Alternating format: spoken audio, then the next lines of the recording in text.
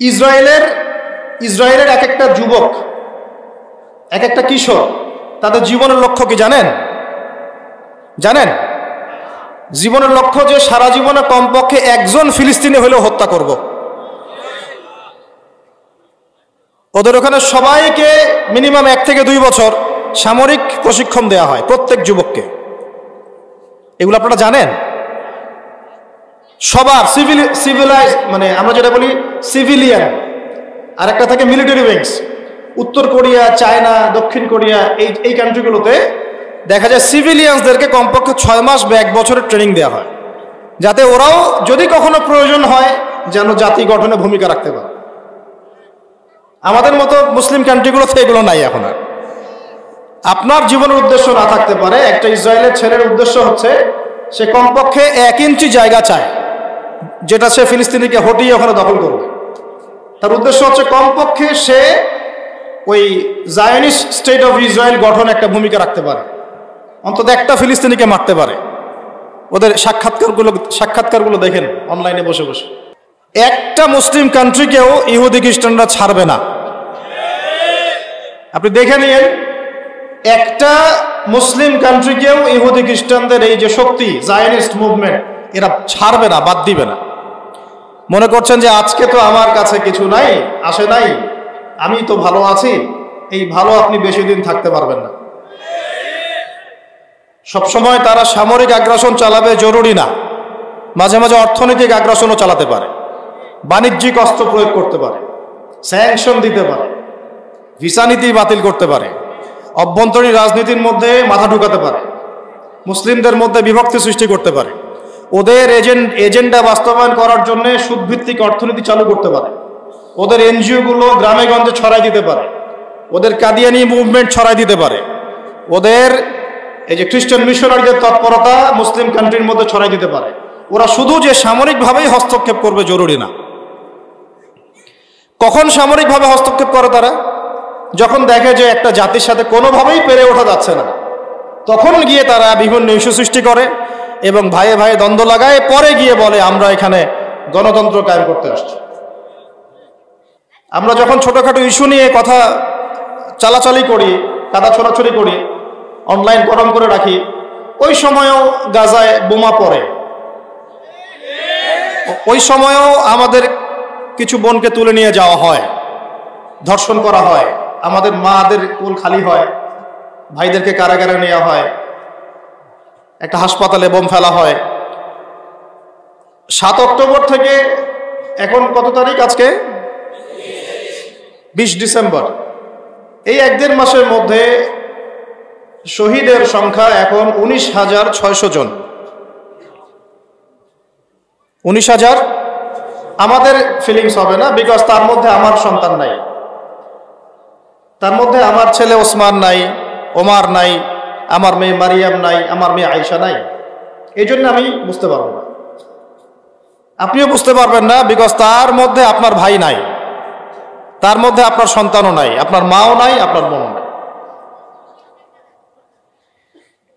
বাংলাদেশের মানুষ বুঝতে পারবে না, পাকিস্তানের মানুষ বুঝতে পারবে না, সিরিয়ার মানুষ বুঝতে পারবে না, আরব রাষ্ট্রের মানুষরা বুঝতে পারবে না, কারণ আমাদের কেউ সেখানে মারা যায় নাই, শহীদ হয় নাই। মুসলিম উম্মার সবচেয়ে বড় ক্ষতি করেছে যে মতবাদগুলা, তার মধ্যে অন্যতম একটা মতবাদ হচ্ছে জাতীয়তাবাদ। কিবা তুমি চাইনিজ, উইঘুর, আমি বাংলাদেশি, তুমি প্যালেস্টাইনি, আমি বাংলাদেশি, তুমি সিরিয়ান, আমি বাংলাদেশি, তুমি ইয়েমেনের মানুষ, আমি বাংলাদেশের, তুমি সাউথ, আমি বাংলাদেশ, তুমি পাকিস্তান, আমি বাংলাদেশ, তুমি আফগান, আমি বাংলাদেশ। এই যে একটা ন্যাশনালিজম, জাতীয়তাবাদ, এটা আমাদের অন্তরটাকে কেটে পিস পিস করে ফেলে গেছে। তবে সূরা হুজুরাতে আল্লাহ পাক বলেছেন এই পরিচয়টা খারাপ না, গোত্রগত পরিচয়টা খারাপ না। ইয়া আইয়ুহান নাস ইন্না খালাকনাকুম মিন যাকারিন ওয়া উনসা ওয়া জাআলনাকুম শুউবান ওয়া ক্বাবাইলা লিতাআরাফু, মানে এভাবে আমি ভাগ করে দিয়েছি কবিলায়, জাতিতে তোমাদেরকে, হে মানব জাতি, যাতে তোমরা একে অপরের সাথে পরিচিত হতে পারো। পরিচয়, জাতিগত পরিচয় খারাপ না। কখন খারাপ? যখন আমরা বৃহত্তর মুসলিম উম্মাহকে পিস পিস করে কেটে কাঁটাতারের বেড়া দিয়ে আলাদা করে দিলাম। এগুলোকে বলে অনিকেত প্রান্তর। কি বলে? এই শব্দটাকে শোনেন না? অনিকেত প্রান্তর, এগুলোকে বলে অনিকেত প্রান্তর, কাঁটাতারের বেড়া। মানে আপনাকে কাঁটাতারের বেড়া দিয়ে দিয়ে অনুভূতিগুলোর ব্যবচ্ছেদ করা হয়েছে। ব্যবচ্ছেদ বোঝেন? জীববিজ্ঞানে যারা পড়েন ব্যবচ্ছেদ করেন নাই? মেডিকেল সায়েন্সে যারা পড়েন, হ্যাঁ, একদম শুধু বিভক্ত না, পিস পিস করে কেটে প্রত্যেকটা পার্ট আলাদা করে ফেলাকে বলা হয় ব্যবচ্ছেদ। মেডিকেল সায়েন্সে তো আপনারা করেছেন, ইন্টারমিডিয়েট লেভেলেও তো করেছে ব্যবচ্ছেদ। ব্যাঙের ব্যবচ্ছেদ, তারপরে আরো কত প্রাণীর ব্যবচ্ছেদ করেছিলাম না আমরা। এখন মুসলিম উম্মাহকে এইভাবে পিস পিস করে ব্যবচ্ছেদ করা হয়েছে। অন্যতম একটা মতবাদ ন্যাশনালিজম। এই জন্য আমরা বুঝতে পারবো না যে ওইখানে ভাইরা কি কষ্টে আছে। আমরা বুঝতে পারবো না যে ওখানকার বোনদের কি অবস্থা, তাদের খাবারের কি সংকট, পানির কি সমস্যা, ইন্টারনেট নাই, যে কোনো সময় বোম এসে পড়তে পারে, এই আতঙ্কে তারা রাত কাটায়। এটা আমরা বুঝতে পারবো না। আর আমরা যেন বুঝতে আরো বেশি না পারি, এই জন্যে মুসলিম জাতির মধ্যে বিভিন্ন দেশে দেশে এক শ্রেণীর দাড়ি টুপিওয়ালা মানুষকে প্রশিক্ষণ দিয়ে পাঠানো হয়েছে, যাতে আপনাদেরকে এই ফিলিংসটা, এই ব্যথাটা অনুভব করতে দেয়া না হয়। তারা কোরআন সুন্নাহ থেকে দলিল দিয়ে প্রমাণ করে দিবে যে ওইটা ওদের অভ্যন্তরীণ সমস্যা, আমাদের কিছু করার নাই। এমনকি তারা আপনাকে এর জন্য একটা মিছিল, একটা মিটিং, একটা কনফারেন্স, একটা সেমিনার, একটা পোস্ট, একটা লেকচার, একটা জ্বালাময়ী বক্তব্য দিতে দিবে না। দিলে পরে তারা আবার পুরো দলবল নিয়ে আপনার পিছনে লেগে পড়বে আপনাকে বিতর্কিত করার জন্য। এগুলো প্রশিক্ষিত শয়তান, এগুলো হচ্ছে ওয়েল ট্রেন্ড জুনুদ, মানে জুনুদুল ইবলিস, ইবলিসের বাহিনী। ভিতরের মানুষের কথা বলছে।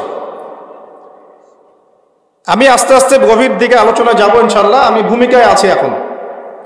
প্রথমে আপনাদেরকে বোঝাতে চাচ্ছিলাম যে আমরা যদি সত্যিকার অর্থেই পরিপূর্ণ মুসলিম হতাম এবং ওয়ান উম্মাহ কনসেপ্ট লালন করতাম, ওয়ান উম্মাহ কনসেপ্ট, যে আমরা পুরো বিশ্বের মুসলমানরা এক জাতি, এই কনসেপ্টটা যদি আমরা আগে বুঝতে পারতাম, তাহলে আজকে আমাদের ব্যথা লাগতো। তো আমরা এখন ব্যথা পাচ্ছি না, ভালো আছি। ওই যে বললেন আপনি কেমন আছেন, আমি তো ভালোই আছি এখন পর্যন্ত। কারণ এখনো তো আপনার বাসায় আর সমস্যা হয় নাই, আপনার তো ছেলেকে বোম্বিং করে হত্যা করা হয়নি, আপনার বোনকে তো আর ধর্ষণ করা হয়নি, আমার মাকে তো আর উঠিয়ে নিয়ে যাওয়া হয়নি। আমি বুঝবো কিভাবে? কবে বুঝবে এই জাতি? যেদিন এই জাতির উপরে আল্লাহ না করুক যদি কোনো কুফারদের আগ্রাসন দেখা যায়, ওই দিন টের পাবে এই জাতি। তার আগ পর্যন্ত বুঝতে পারবে না। কথা কি বোঝা যায়? একটা একটা করে কান্ট্রির দিকে তাকান। ইয়েমেন ধ্বংস হয়েছে না হয় নাই? কারা করেছে? মুসলমানদের হাতে। সিরিয়া এক টুকরা জাহান্নামের নাম হয়ে গেছে। কোন সেন্সে জাহান্নাম বললাম? যেখানে মানুষ বসে আছে খোলা আকাশের নিচে, রাত কাটায় খোলা আকাশের নিচে, খাবার নাই, পানি নাই, যে কোনো সময় বোম পড়তে পারে। প্যালেস্টাইন বাদ দিয়েছে? Yemen, Syria, Palestine, Lebanon, Iraq এসেছিল না? বলেছিল যে পারমাণবিক অস্ত্র আছে, পাওয়া গেছিল। ওখানে লাখ লাখ মানুষকে মেরে শেষ করলো। আবু গারিব একটা কারাগারের নাম আছে ওখানে। ওখানে যেভাবে নির্যাতন করা হয় সেটা হচ্ছে এই দুনিয়ার জাহিম। এই দুনিয়াতেও কাফের, মুশরিক, মুনাফিকরা বিভিন্ন জাহান্নাম বানিয়ে রাখছে। এগুলো চোখে দেখা যায় না। এই দুনিয়াতেই জাহান্নামের যে শাস্তিগুলা, তার কিছুটা স্বাদ তারা ভোগ করানোর চেষ্টা করে। এখানে একজন মেয়েকে যদি 10 জন মার্কিন সৈন্য মিলে ধর্ষণ করে, কিরকম মনে হবে আপনার কাছে বিষয়টা? এবং সেই বোন যদি আমাদের কোনো মুসলিম বোন হয়, কি করতে চাচ্ছেন আপনারা? এই মোবাইলে ভিডিও করে আর সেলফি তুলে আর শোডাউন করে কি প্রমাণ করতে যাচ্ছে? বাস্তবতা সম্পর্কে আপনাদের কোনো খবরই তো নাই, কোনো খবর নাই তোমাদের ইয়াং জেনারেশনের। আগামী দিনে বাইতুল মুকাদ্দাস এই দাড়ি পাকা মানুষগুলো জয় করবে না। এই দাড়ি পাকা মানুষগুলো হয়তো পৃথিবীতে সর্বোচ্চ 20-30 বছর থাকবে, সর্বোচ্চ, আল্লাহ ভালো জানে। জেনারেশন এটাই বলে, জেনারেশনের কথা হচ্ছে এইটাই। কিন্তু আগামী দিনে বাইতুল মুকাদ্দাস বিজয় হবে ইয়াংদের হাতে, যুবকদের হাতে।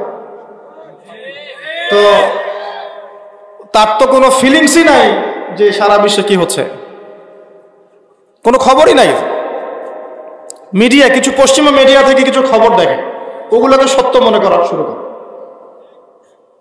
কিছু মানুষ মাথা ধোলাই করে দেয়, ওটাই সত্য মনে করা শুরু করে। মাঝে মাঝে আল্লাহ রাব্বুল আলামিন কিছু ঘটনা ঘটান, যে ঘটনাগুলো সমাজের মানুষের মধ্যে চোখে আঙ্গুল দিয়ে দেখায় দেয় যে কারা হকের পথে আছে, কারা বাতিলের পথে আছে। এই সারা বিশ্বের এই গাজা ইস্যু, প্যালেস্টাইন ইস্যুটা বিগত 100 বছর থেকে চোখে আঙ্গুল দিয়ে দেখায় দিচ্ছে কারা সত্যিকারের কাফের, কারা সত্যিকারের জালেম, কারা সত্যিকারের মাজলুম, কারা সত্যিকারের মুনাফিক। এখনো যদি আপনার চিনতে বাকি থাকে বা আপনি ব্যর্থ হন, তাহলে আপনার জন্য আমার নসিহত, আপনি প্রত্যেক জুমায় সূরা কাহাফ পড়েন। কোন সূরা? কারণ সূরা কাহাফ পড়লে মানুষ দাজ্জালকে চিনতে পারে। সূরা কাহাফ পড়লে মানুষের অন্তর দৃষ্টিটা খুলে যায়। কারণ ওখানে মূসা এবং খিদির আলাইহিস সালামের যে ঘটনা আছে, ওই ঘটনা আপনাকে চিনাই দিবে কোনটা হক কোনটা বাতিল। ওই ঘটনা আপনাকে চিনাই দিবে যা চোখে দেখা যায় তা সবসময় সত্য না, যা পিছনে থাকে তা সত্য, যা দেখা যায় না। আমরা কি এই পর্যন্ত একটা পারমাণবিক মিসাইল তৈরি করতে পারছি? আমাদেরকে পশ্চিমারা ভয় করবে? আমার মধ্যে যত ইমান থাকুক, আপনাদের মধ্যে যত মাদ্রাসা থাক, যত ওলামায়ে কেরাম থাক, যত বড় বড় বিশ্ববিদ্যালয় করেন, দারুল ইলম করেন, ইফতা দেন, যত কিছুই করেন, যদি সামরিক কোনো বিষয় চলে আসে, ওরা কি আমাদেরকে ভয় করবে আদৌ? বরং দেখা যাবে আমরা ওদেরকে ভয় করতেছি। কেন? ওদের কাছে এত বড় বড় মিসাইল আছে, এত বড় বড় পারমাণবিক অস্ত্র আছে, কিছু বলা যাবে না, বললে যদি মেরে দেয়, একটা মেরে দিলে বাংলাদেশ পানির তলে চলে যাবে। এই ভয়ে আমরা কিছু করতে পারবো। এখন আমাকে বলেন, ইসলাম কি আমাদেরকে প্রযুক্তিগত উন্নয়নে বাধা দিয়েছিল? তাহলে আমরা আজ পর্যন্ত বিগত 50 বছরে একটা মিসাইলও তৈরি করতে পারলাম না কেন? এই মিসাইলগুলো কি মাদ্রাসার ছেলেপেলে তৈরি করবে, না জেনারেল লাইনে ছেলেপেলে তৈরি করবে? তাহলে জেনারেল লাইনে ছেলেপেলেদের শিক্ষার কি অবস্থা? তারা কেন তৈরি করতে পারবে না? তাদের পিছনে তো কোটি কোটি টাকার ফান্ডিং হয়, বাজেট হয়। মাদ্রাসার পিছনে কয় টাকার ফান্ডিং হয়? মাদ্রাসা ওলামায়ে কেরাম দারুল ইলম প্রডিউস করবে, দারুল ইলমগুলো আপনাকে আলেম প্রডিউস করবে। তারা তো আপনাকে যোদ্ধা তৈরি করে দিবে না, তারা আপনাকে মিসাইল তৈরি করে দিবে না, তারা আপনাকে জিডিপি বাড়াই দিবে না, তারা আপনাকে ক্ষেপণাস্ত্র তৈরি করে দিবে না, আকাশ প্রতিরক্ষা ব্যবস্থা তৈরি করে দিবে না। এগুলো কে তৈরি করবে? সেই জেনারেল শিক্ষিত প্রজন্মের দিকে আপনি তাকান। আমিও তো সেই ব্যাকগ্রাউন্ডের মানুষ, আমরা তো সেই ব্যাকগ্রাউন্ডেরই মানুষ। আপনি আমাকে দেখেন, বিগত 30 বছরে, বেশি দিন বলবো, বিগত 30 বছরে এই জেনারেশন যেটা তৈরি হয়েছে, তারা সায়েন্টিফিক ক্ষেত্রে কি উন্নতিটা করেছে? ওরা কি আবিষ্কার করেছে? কি আবিষ্কার করেছে ওরা? তারা অস্ত্রশস্ত্র থেকে কি উন্নতি করতে পেরেছে? তারা অর্থনীতিতে কি ভূমিকা রাখছে? তারা দেশের রাজনীতিতে কি ভূমিকা রাখছে? আমি বিগত 30 বছরের এই প্রজন্মটার কথা বলছি, আমি 71 সালের জেনারেশনের কথা বলছি না। তাদের কাছে কিছুই ছিল না ওই সময়, বাপ দাদাদের কাছে। তারা ওই সময় আমরা যা খাই তাও খেতে পারতো না, তারপরেও গেরিলা প্রশিক্ষণ নিয়ে পাকিস্তানিদের সাথে লড়েছিল, 9 মাসে স্বাধীনতা ছিনিয়ে আনছে। এই জেনারেশনটা করতে পারবে? এই জেনারেশনটাকে যেভাবে শিক্ষা দিচ্ছে, তাদের পড়াশোনা, তাদের সিলেবাস, এগুলো পড়ে তারা কি দিচ্ছে জাতিকে? একটু ঠান্ডা মাথায় ভাবেন তো, এগুলো একটু ভাবেন ঠান্ডা মাথায়। তারা আমাদেরকে নৈতিকতা দিতে পারলো কি? না। তারা আমাদেরকে একটা আখলাক দিতে পারলো, চরিত্র দিতে পারলো? যে ওরা পাগলের কাজ করতেছে। কি করতেছে? পাগলের কাজ। ওরা নাকি কুকুরের মতো পাগল হয়ে গেছে নামাজ। একজন বলতেছে যে সুবহানাল্লাহ, একজন বলছে কে বলেছে আপনাকে যে ইহুদিদের সাথে মুসলমানের যুদ্ধ হচ্ছে? মানে ওখানে ওরা বিশ্বাসই করতে চায় না, মানতেই চায় না যে হামাস মুসলিম। কে বলেছে আপনাকে ইহুদিদের সাথে মুসলমানের যুদ্ধ হচ্ছে? এইভাবে অনলাইনে বক্তব্য দিচ্ছে। তো এখন আপনি তো তাকে অনেক বড় শায়েখ মনে করছেন, তার মাযহাব ফলো করছেন আপনি। এখন কে বলেছে যে আপনিও তাকলিদ করেন না? শায়েখ যা বলছে অন্তর্ভাবে মেনে নিচ্ছেন তো আপনি। এক শায়েখ বলে দিল যে এই মানুষ বাংলাদেশের মাটিতে খারেজি হয়ে গেছে, বলে দিল। এখন আপনিও লাফাচ্ছেন। আপনি তো জানেনও না যে খারেজি কাকে বলে, কোন উসুল থাকলে হয়, কেন হয়, কি কারণে হয়। আমার শায়েখ বলেছে, ব্যাস, ফুল স্টপ। তাহলে আদতে আমরা কিন্তু আমাদের চিরায়ত যে জামা এখান থেকে বের হয়ে নতুন নতুন জামা ফর্ম করছে। আল্লাহ পাক আমাদেরকে কথাগুলো বোঝার তৌফিক দান করুন। আমি মূল জায়গা থেকে এখন আস্তে আস্তে শেষ করতে চাচ্ছি, আপনারা একটু ধৈর্য ধরে বসেন। এই কথাগুলো বলতে চাই নাই, কেন বললাম? বলার কারণ হচ্ছে মাজলুমদের পক্ষে যদি আমরা অবস্থান নিতে ব্যর্থ হই, কাল কিয়ামতের মাঠে আল্লাহ পাক আমাদেরকে ছাড়বে না। মাজলুমদের, আবার বলি শোনেন, মাজলুমদের পক্ষে যদি আমরা অবস্থান নিতে ব্যর্থ হই, কথা বলতে ব্যর্থ হই, লিখতে ব্যর্থ হই, আকীদা রাখতে ব্যর্থ হই, আল্লাহ পাকের কাছে পার পাওয়া যাবে না। দুনিয়াতে পার পেতে পারে না, দুনিয়াতে পার পেতে পারে। আর যেভাবে আমরা জাতিগত বিভক্তি সৃষ্টি করছি এবং ভিতরে যে এক শ্রেণীর মুনাফিক ঢুকে নিজেদেরকে আলেম পরিচয় দিয়ে মাজলুমের বিপক্ষে অবস্থান নিয়ে জালেমকে প্রমোট করছে, এদেরকে চিনে রাখেন বাংলাদেশের মানুষ, চিনে রাখেন। আজকে থেকে 5-10 বছর পর আরো ভালো করে চিনতে পারবেন ইনশাআল্লাহ। আমি হলফ করে বলতেছি, যদি আমাদের জাতির উপরে কোনো বিপর্যয় নেমে আসে, তবুও এদেরকে আপনি আপনার পাশে পাবেন না। বরং মুসলমানদের দুর্দশায় এরা মিষ্টি বিতরণ করে, খুশি হয়, খুশি হয়। মিষ্টি বিতরণ করে মানে খুশি হয়। কোনো মুহাক্কিক কাউকে যদি নির্যাতন করা হয়, বলে যে খুব ভালো হয়েছে, একজন খারেজিকে একদম ঢুকিয়ে পিটাচ্ছে, খুব ভালো হয়েছে।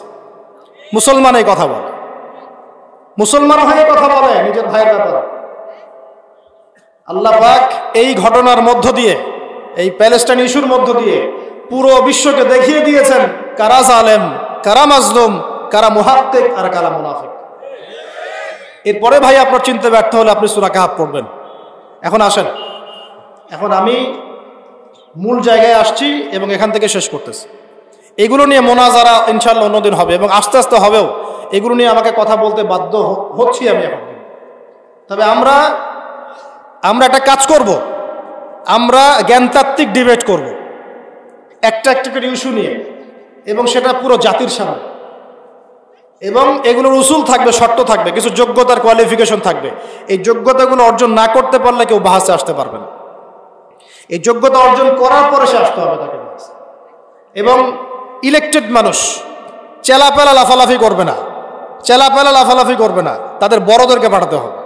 বিশ্বাস করেন, বড়দেরকে পাঠালে আপনারা বুঝতে পারবেন আমাদের চিরায়ত সালাতকে, পুরো সালাতটাকে যারা জাল প্রমাণ করেছে, লিখেছে জাল হাদিসের কবলে নবীর সালাত, আসলে আদতে সেটা হয়ে গেছে লেখকের কবলে নবীর সালাত।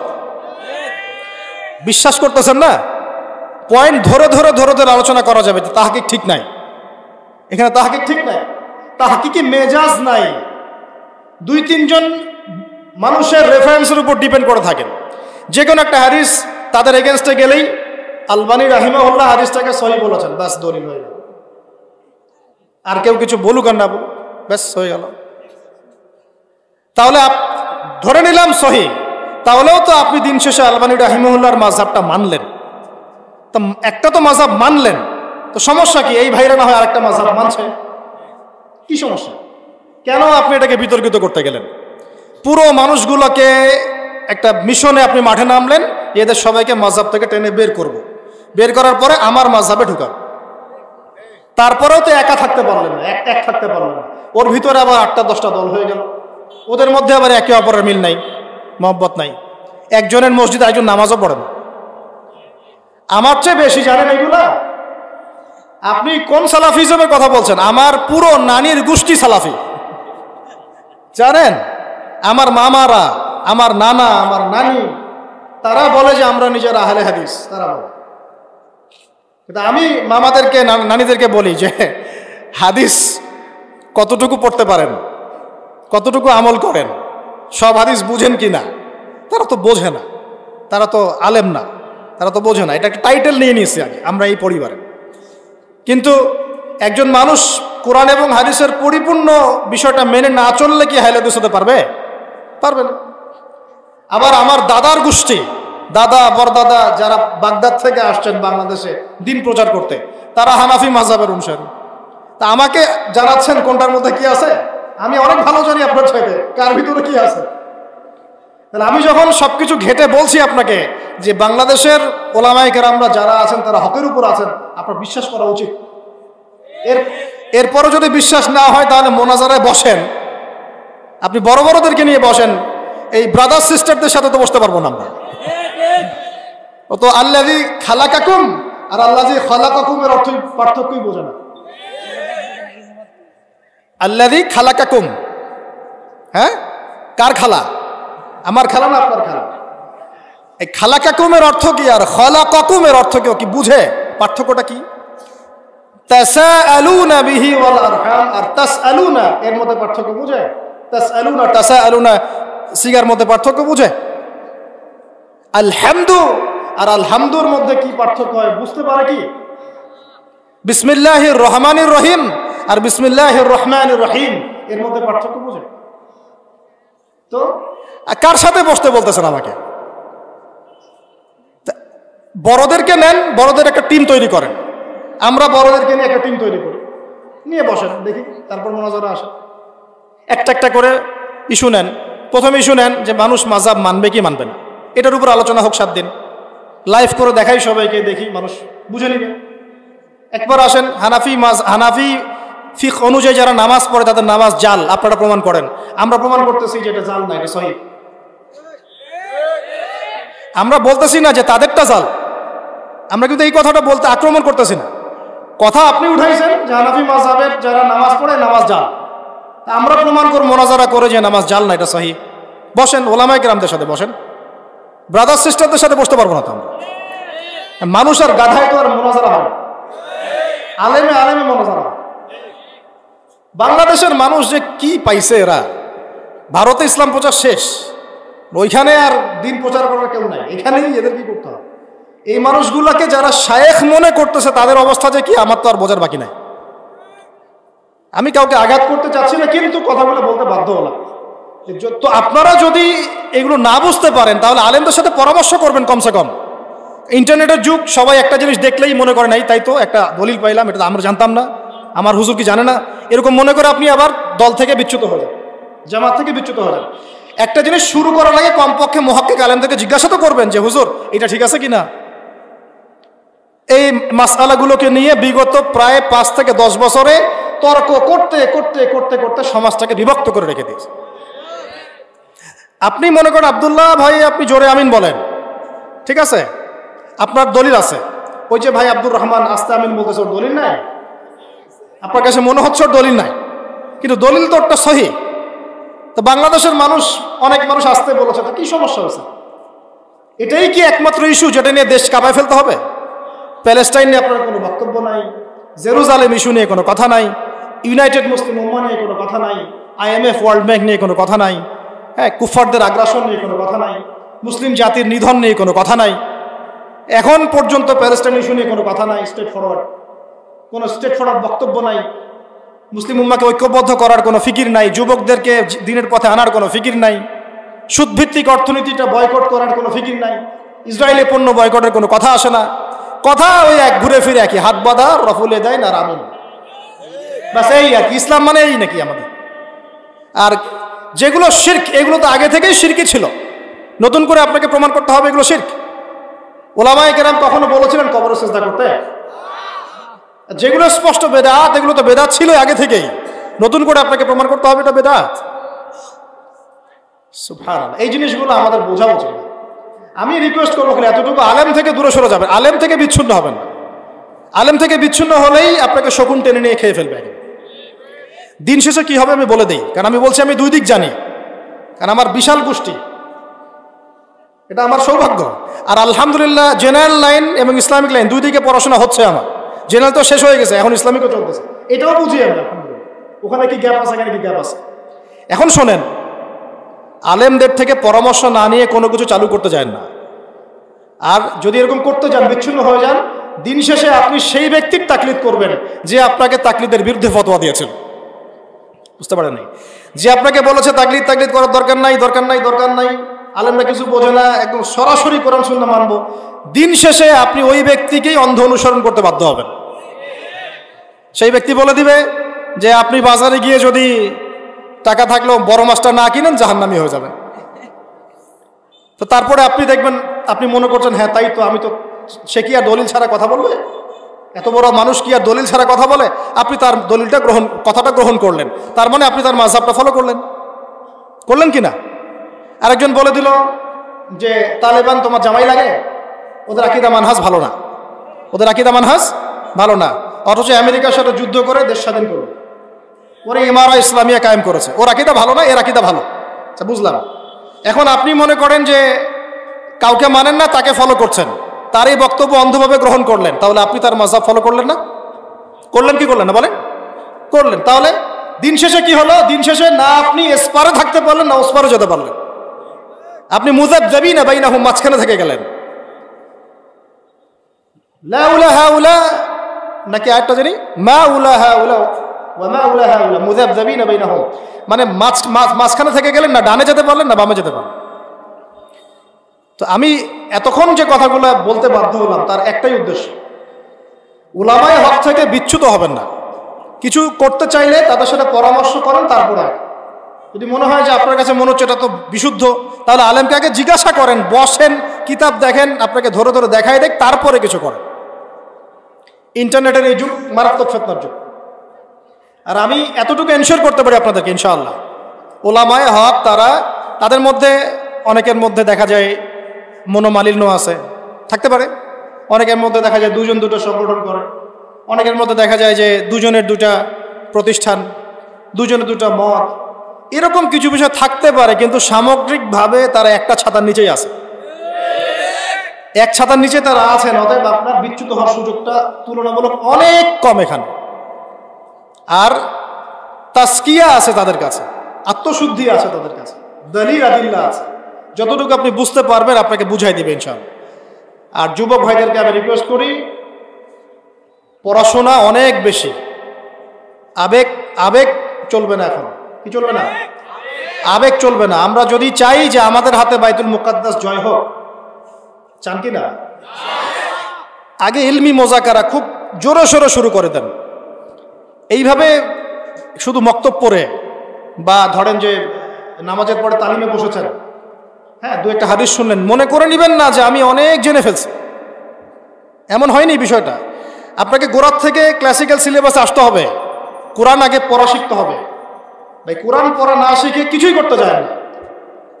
কোরআন পড়া না শিখে আপনার জন্য অন্যান্য বইপত্র পড়া এখনো জায়েজ হয়ে ওঠে নাই। আগে কোরআন আপনার উপর ফরজ হয়ে আছে। এখন আমাদের অনেক ভাইয়ের বই আছে মার্কেটে, এইটা ওইটা, ইন্সপায়ারিং, মোটিভেশনাল অনেক বই আছে, আপনারা ওইগুলোই পড়তে পছন্দ করেন।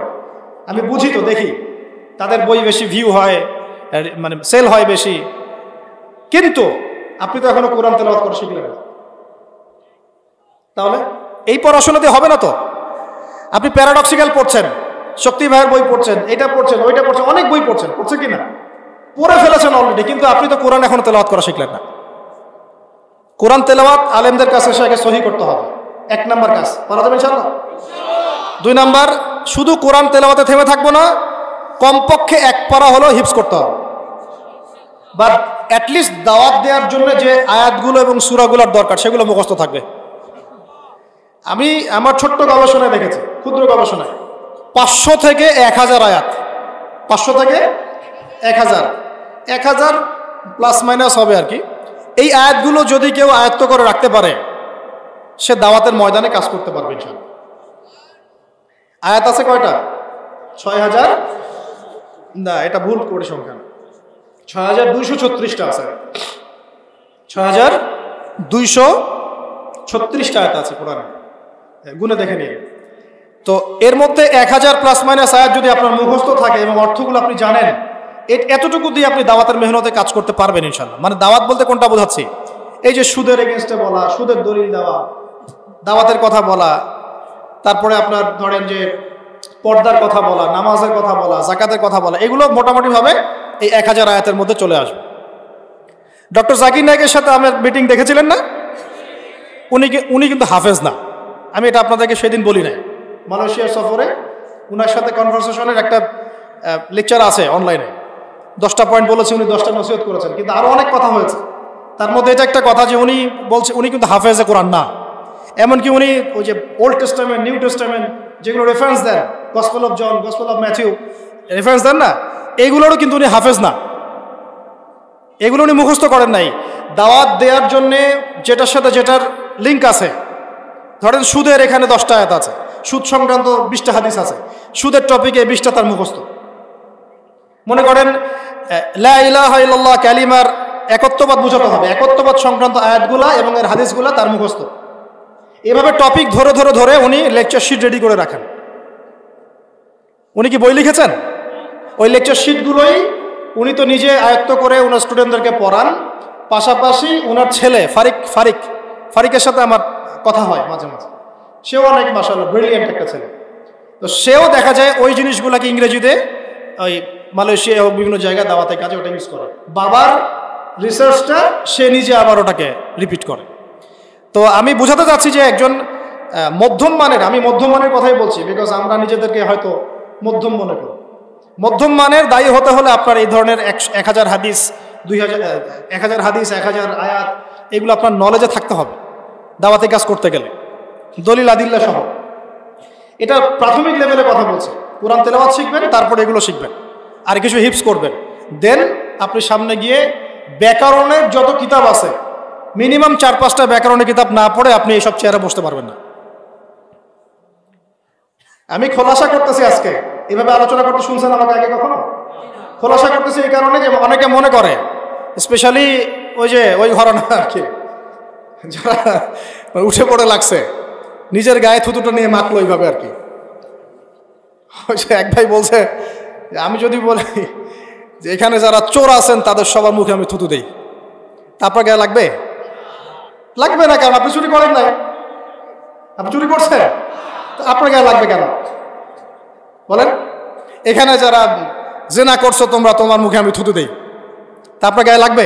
লাগবে না, আপনি করেন নাই। তো এখন নিজের গায়ে মাখতেছে ধরে। এই ঘটনাটার জন্য আপনাদের সামনে খোলাসা করতেছে যে এই পড়াশোনাগুলো না করে আমাদেরকে ওস্তাদ এইসব চেয়ারে বসতে কখনো দিতেন না, আর আমরাও কখনো বসতাম না। আপনাকে কোরআন, হিপস, বাছাইকৃত আয়াত হাদিস, এর সাথে আরবি ব্যাকরণের বইগুলো পড়তে হবে। জেনারেল ভাইরা, আমি দেখছি জেনারেল ভাইরা বহু আবেগ আছে, দিনের জন্য রক্ত দিতে চায়, জীবন দিতে চায়, পড়াশোনা করতে চায় না, 6 মাসের কোর্স করতে চায় না, 4 মাসের কোর্স করতে চায় না, দেখবেন। কিন্তু দিনের জন্য প্রচুর আবেগ, এই আবেগটা দিয়ে আপনি আদতে কিছু করতে পারবেন না যদি জ্ঞান না থাকে। মনে করেন বাংলাদেশে এখন এইসব জায়গায় বসে যারা কথা বলে, এই 15-20 জন মানুষ বা 100 জন মানুষ, এরা মনে করেন নাই, গায়েব। কোনো একদিন দেখলেন যে সবগুলোই গায়েব হয়ে গেছে, হতে পারে তো? এটারও সম্ভাবনা আছে, হতেও পারে, আল্লাহ না করুক। তো এখন এই জায়গাগুলো মেকআপ করবে কারা বলেন? এই জায়গাগুলো ফিল আপ করবে কে? আপনাদের মধ্য থেকেই তো মানুষ লাগবে নাকি? তো এই প্রস্তুতি আপনার কোথায়? অনলাইনে বসে আলেমের তো সমালোচনা করতেছেন, অমুক হুজুরের সব ভালো, খালি 2টা বউ আছে, আর অমুক হুজুরের সব ভালো, খালি এই প্রবলেম, অমুক হুজুরের সব ভালো, খালি এই জায়গায় সমস্যা। মানে অ্যানালাইসিসের অভাব নয় আমাদের অনলাইনে আর কি, এবং অ্যানালাইসিসগুলো আলেমদেরকে নিয়ে বেশি। নিজে দেখা যাচ্ছে ফজরের নামাজে কোনোদিন নাই, নিজের চেহারা দাড়িও নাই, নিজের টাকনুর নিচে কাপড়, নিজের পাশে হয়তো পর্দা নাই, রিজিকের ফিকির নাই। একজন আলেম 10টা বই লিখছে, ও কখনো বই লেখার যোগ্যতাও তার হয়নি, সে কোরআনও তেলাওয়াত করতে পারে না, হাদিস তার মধ্যে কিছুই না। আমি কিন্তু অপমান করতে চাচ্ছি না, জাস্ট বলতেছি যে হয়তো ল্যাকিংস, তার যোগ্যতা একেবারেই নাই, কিন্তু এদিকে সমালোচনায় সে 100-100। তাহলে সমালোচনা করবে কে? যার ওই যোগ্যতা আছে সে। আলেম ভুল করলে আলেম করবে সমালোচনা, আপনি কেন কথা বলতে যাচ্ছেন? একজন দায়ী ভুল করলে আরেকজন দায়ী তাকে সেটা জানাবে যে ভাই এইটা এইভাবে করলে এইভাবে। আপনি কেন মাঠ গরম করে রাখতেছেন? এতে করে আদতে যেটা হচ্ছে, আমরা বিভক্ত হয়ে যাচ্ছি, একে অপরের সাথে খারাপ ধারণা সৃষ্টি হচ্ছে, আলেমে আলেমে রেশারেশি হচ্ছে। ইউটিউবাররা অনেক সময় কাজে উস্কে দেয়, ওর তো দরকার কন্টেন্ট থামদাই, হ্যাঁ অমুককে ধুয়ে দিলেন তমুক, তো তমুক যখন দেখতেছে আরে অমুক আমাকে ধুয়ে দিল, সেও আবার ওকে ধোয়ার জন্য একটা লেকচার রেডি করে বসে। তখন ইউটিউবার আবার কন্টেন্ট পেয়ে গেল, ও আবার লিখলো যে তার জবাবে যেভাবে ধুয়ে দিলেন তমুক, ব্যাস এই চলতে থাকলো। এতে মানুষ মজা দিচ্ছে। এগুলোতে কি হয় জানেন? সাধারণ মানুষ যারা, এই 90% সাধারণ মানুষ যারা এইভাবে এত বেশি ইসলাম নিয়ে ভাবে না, নামাজ পড়ে, সত্য কথা বলবো, হালাল খাবো, এমন চিন্তা করে, জেনারেল ব্যাকগ্রাউন্ডের মানুষ যারা, তারা ইসলাম সম্পর্কে একটা বিরূপ ধারণা মাথার মধ্যে সেট করে ফেলে। তারা বলে যে আপনারা তো হুজুর দিই তো ঠিক নাই, এই কথা বলে। আসলে কিন্তু হুজুররা ঠিকই আছে, কিন্তু আপনি উস্কায় একজনের পিছনে একজনকে লাগাই দিলেন, এই কাজটা ঠিক হলো না। এই জন্য আমি বলি যে ইউটিউবিংও যারা করতে চায় তাদেরকেও আগে যোগ্যতা অর্জন করতে হবে, পড়াশোনা করতে হবে, কোরআন বুঝবে, হাদিস বুঝবে, অন্তত আলেমের কাছে গিয়ে পরামর্শ করে তো কাজ করবে। কয়জন আলেমদের সাথে পরামর্শ করে কাজগুলো করে জিজ্ঞাসা করেন? কতজন আলেমদের কাছে গিয়েছে, বড় বড় আলেমদের কাছে, যে ওস্তাদ আমি এইভাবে কাজ করতে চাই, এইভাবে কিভাবে করতে হবে? আচ্ছা, এখন মূল কথায় আসি ভাই। আমাদের এই জ্ঞানতাত্ত্বিক আগে বিপ্লবটা ঘটাতে হবে, আল্লাহ পাক তৌফিক দান করেন। শুধুমাত্র আবেগ দিয়ে দিন কায়েম হবে না। আমি যে পড়াশোনার সিলেবাসগুলো বললাম, কোরআনের সাথে হিফজ, দাওয়াতের জন্য যে হাদিসগুলো দরকার, যে কোরআনের আয়াতগুলো দরকার, যে প্রাসঙ্গিক বইগুলো দরকার, এগুলো পড়বেন। পাশাপাশি আরবি ব্যাকরণের কিছু বই আপনাকে পড়তে হবে, অ্যাটলিস্ট মিজান মুন সাহেব, অ্যাটলিস্ট আপনাকে নাহু, হেদায়াতুন নাহু, এই বইগুলোর ধারণা থাকতে হবে, না হলে আপনি এবারত পড়তে পারবেন না, এবারত পড়তে পারবেন না। ভাই এগুলো কথা বলা সহজ অনলাইনে, আপনারা বোঝেন না বলে আপনাদেরকে এগুলো গিলায় মানুষ। যার জেনারেল মানুষরা বোঝে না বলে মানুষকে গিলায়, ভাব দেখায় যে আমি অনেক বড় পণ্ডিত। বিশ্বাস করেন, হাদিসে জিবরিল একটা হাদিস, এই 1 পৃষ্ঠার হাদিস, জাস্ট এরকম বহু তথাকথিত শায়েখ আছে, বসলে পড়তে পারবে না। ওলামা হকের সামনে বসে পড়তেই পারবে না এবারও ঠিক করে। বিশ্বাস করতেছেন না? এত সহজ না কিন্তু। এবারতের একটা জের জবর উল্টাপাল্টা হয়ে গেলে অর্থ পরিবর্তন হয়ে যায়, একটা জের জবর উল্টাপাল্টা হলে অর্থ পরিবর্তন হয়ে যায়। এখনো আমি নিজের কথা বলতেছি, এবারত 3 বার চেক করতে হয় আমাকে, এখন পর্যন্ত চেক করে কোন আলেমকে দেখাতে হয় যে ওস্তাদ আমার এবারতের এই ঠিক আছে কিনা, ঠিক দিতে পারছি না, ভুল হয়েছে।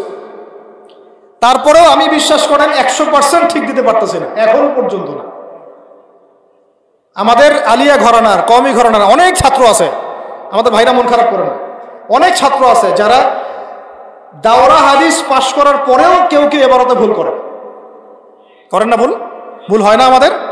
আর একজন মানুষের ধার কাছেই গেল না, সে বলতেছে আমি শাইখ হয়ে গেলাম। আজীব একটা ব্যাপার। আমি তো বলে দিচ্ছি আপনাকে, আলহামদুর পার্থক্য বুঝতেছে না। হ্যাঁ, ইত্তাকু রব্বুকুম, ইত্তাকু এটা কি ইত্তাকু দিয়ে লিখা আছে, আর রব্বুকুম লিখা আছে না রব্বাকুম লিখা আছে? তো এটা বুঝলোই না পার্থক্যটা কি। তাসআলুনার পার্থক্য বুঝতে পারলো না। তা অনেক ব্যাপার আছে ভাই, এইগুলো ভিতরের কথা, সব সময় সব ভিতরের কথা বলা যায় না, কিন্তু এখন বললাম কারণ আপনারা অনেক সময় অনলাইনে বিভ্রান্ত হয়ে যান। অনলাইনে দেখালো যে আমি খুব সিংহ, কিন্তু বসায় দেন আরবি কিতাবগুলো নিয়ে বিড়াল হয়ে বেরোয় আসবে।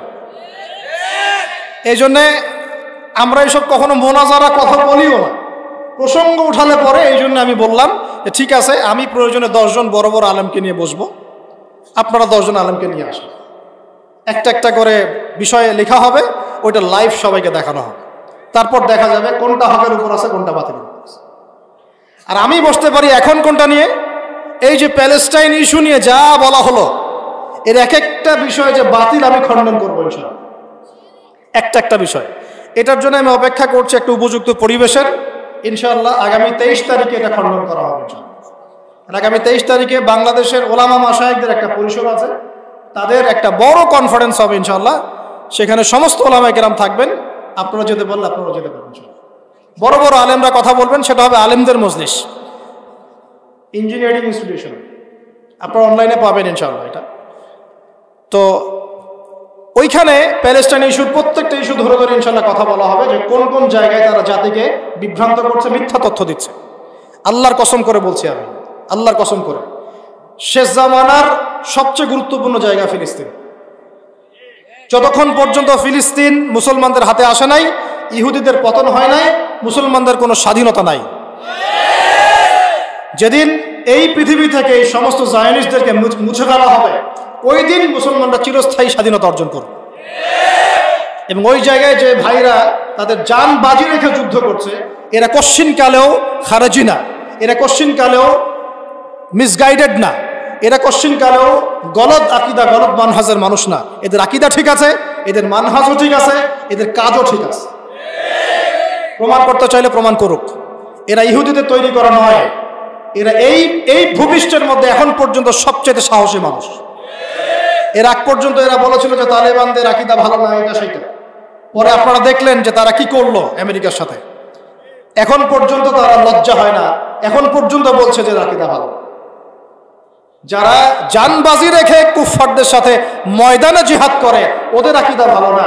আর তুমি ঘরের কোনায় বসে বসে মুজাহিদ ভাইদেরকে গালি দাও, তোমার আকিদা ভালো। বাংলাদেশের মানুষকে তোমরা পাগল পাইছো, হ্যাঁ? বাংলাদেশের মানুষকে পাগল পাইছে। আমরা এতই বোকা হয়ে গেলাম, এতই অন্ধ হয়ে গেছি আমরা।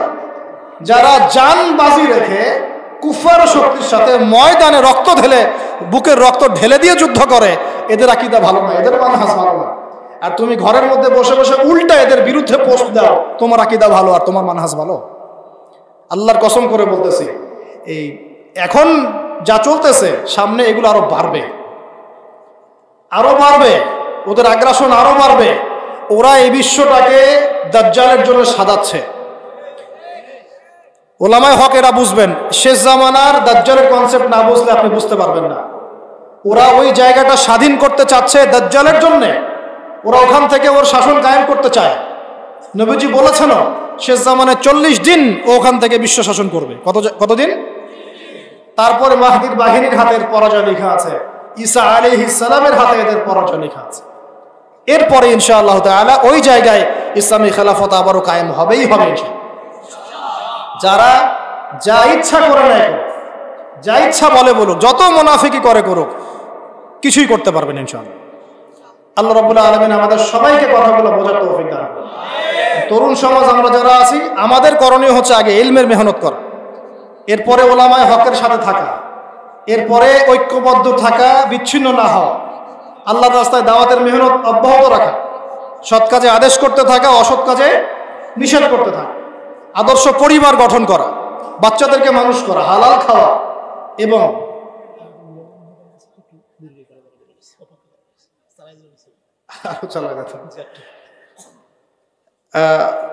কয়টা পয়েন্ট বললাম বলেন? ইলমি মেহনত অব্যাহত রাখবো ইনশাআল্লাহ। ওলামায়ে হকের সাথে সম্পর্ক থাকবে, পরামর্শ ভিত্তিক চলবো ইনশাআল্লাহ। 3 নাম্বার, হ্যাঁ, ঐক্যবদ্ধ থাকতে হবে, বিচ্ছিন্ন হব না ইনশাআল্লাহ। আমরা আলেমদের জামাত থেকে বিভক্ত হব না ইনশাআল্লাহ। 4 নাম্বার হচ্ছে আমরা আদর্শ পরিবার গড়ার চেষ্টা করবো ইনশাআল্লাহ। অবশ্যই হালাল খাবো, হারামে যাব না। ইস্যু পাগল হব না, ইস্যু পাগল না হয়ে মূল জায়গায় ফোকাস করবো ইনশাআল্লাহ। আমরা চেষ্টা করব আমাদের সন্তানদেরকে মানুষ করার, আল্লাহ পাক তৌফিক দান করেন। পরিবার যখন গঠন করব, নেককার মেয়ে ছাড়া বিয়ে শাদী নাই। নেককার মেয়ে পাবো না, বিয়েও করার দরকার নেই, নাকি? নেককার মেয়ে না পাইলে কি করবেন? রোজা রাখতে হবে। হ্যাঁ, নেককার মেয়ে না পাওয়া পর্যন্ত রোজা রাখতে হবে। নেককার মেয়ে পাওয়া খুব মুশকিল, এবং নেককার মেয়ে না পেলে জীবন ধ্বংস হয়ে যাবে। এই জন্যে আমার পরামর্শ শোনেন, মহিলাদের মধ্যে দাওয়াতের মেহনত বাড়ান। যখন মেয়েদেরকে তৈরি করা যাবে ইমানি জজবায়, তখন ইনশাআল্লাহ নেককার মেয়ে পাওয়া যাবে। মেয়েদের মধ্যে মেহনত কোথায়? মেয়েদের মেহনত তো সব মার্কেটে, বাজারে। বাজারে গেলে আপনি ছেলেদের চেয়ে মেয়েদেরকে বেশি দেখতে পাবেন। তো বাসায় আমরা চাকরি বাকরি যারা করি, টাকা পয়সা বউয়ের হাতে দিয়ে দেই, ব্যাস তারা এখন মার্কেট করতেছে, মেয়েরা বোনরা মার্কেট করতেছে, আমরা বাসায় বসে আছি, বাজার ঘাট করে আছে। এখন তো পুরুষ নির্যাতনের যুগ চলতেছে। এটা এটা নারী নির্যাতনের যুগ নাই আর, ওটা শেষ, ওটা শেষ গন কেস। এখন চলতেছে পুরুষ নির্যাতনের যুগ। হ্যাঁ, ঘরে ঘরে পুরুষ নির্যাতন, আর বেচারা কিছু বলতে পারে না, মানে চক্ষু লজ্জায় আর কি। হ্যাঁ, তো পুরুষ মানুষের জীবন আবার অনেক কষ্টের, ওইটা আরেকদিন কথা হবে ইনশাআল্লাহ। একদিন ইনশাআল্লাহ ইসলাম এবং পারিবারিক জীবন নিয়ে আলোচনা হবে ইনশাআল্লাহ, দীর্ঘ আলোচনা, ওইটা মিনিমাম 2 ঘন্টা সময় লাগবে। তবে আমরা এখন আদর্শ পরিবার করার চেষ্টা করব, বাচ্চাদেরকে মানুষ করব এবং নেককার মেয়ে দেখে বিয়ে করবো ইনশাআল্লাহ। আর নিজের চরিত্র পবিত্র রাখলে পরে আল্লাহ পাক নেককার স্ত্রী দিবে ইনশাআল্লাহ। আর কি সবাই মিলে দিন জিন্দা করার তামান্না মনের মধ্যে রাখবো ইনশাআল্লাহ। আমাদের ওই সব প্রথমে বলেছিলেন যে আমরা সবাই ভালো আছি কিনা, ওই ব্যক্তিগত ভালো থেকে লাভ নাই, যতদিন উম্মাহ ভালো নাই আমরাও ভালো নাই। আমাদের নামাজ ছাড়া যাবে না, ফ্যান্টাসি বন্ধ করে নামাজ পড়া শুরু করতে হবে। সপ্তাহে সপ্তাহে কমপক্ষে 1 থেকে 2 দিন রোজা রাখবেন, কমপক্ষে সোমবার, কমপক্ষে বৃহস্পতিবার। আমল নিয়ে আসেন, নিজের মধ্যে আমল নিয়ে আসেন। ডেইলি কোরআন তেলাওয়াত করবেন, ডেইলি জিকির আজগার করবেন। সপ্তাহে সপ্তাহে আপনি যে আলেমকে ফলো করেন বা যে আলেমদের সাথে আপনার সম্পর্ক, তাদের সাথে জিয়ারত করবেন, পরামর্শ নেবেন, ঈমান তাজা হবে। সোহবত অনেক বড় জিনিস, সোহবত অনেক বড় জিনিস। এটা আপনি এখন বুঝতে পারবেন না, আগে সোহবতে যান, আপনি তখন পার্থক্য করতে পারবেন আগের আপনার চিন্তা এবং এখনকার আপনার চিন্তা। ঠিক আছে? কারণ মনে করেন আপনার মধ্যে বিনয় আছে, কোনটা বিনয় আর কোনটা আপনার নিজের সম্মান হানি করা, এটা আপনি পার্থক্য ধরতে পারতেছেন না, আলেম ধরাই দিবে আপনাকে। আপনার মধ্যে গায়রত আছে, ব্যক্তিত্ব আছে, কিন্তু আপনার এটা কি ব্যক্তিত্ব না অহংকার, না কোনটা অহংকার আর কোনটা ব্যক্তিত্ব, এই পার্থক্য আপনি বুঝতে পারতেছেন না, আলেম আপনাকে ধরাই দিবে, আপনার শায়েখ আপনাকে ধরাই দিবে, আপনার পীর আপনাকে ধরাই দিবে। এজন্য আমাদের ওস্তাদদের সোহবত লাগে। তো আল্লাহ পাক আমাদেরকে সোহবত নসিব করেন, আমিন। আর এখন তো বরেণ্য আলেমদের সংখ্যা কম, তো যাদেরকে পেয়েছেন তাদেরকে আল্লাহর রাস্তে আর এই সুযোগ মিস করেন না। ঠিক আছে? এরপর অবশ্যই আমাদের জান মাল ব্যয় করে আল্লাহর দিন প্রতিষ্ঠার সংগ্রাম করতে হবে, এবং এইটা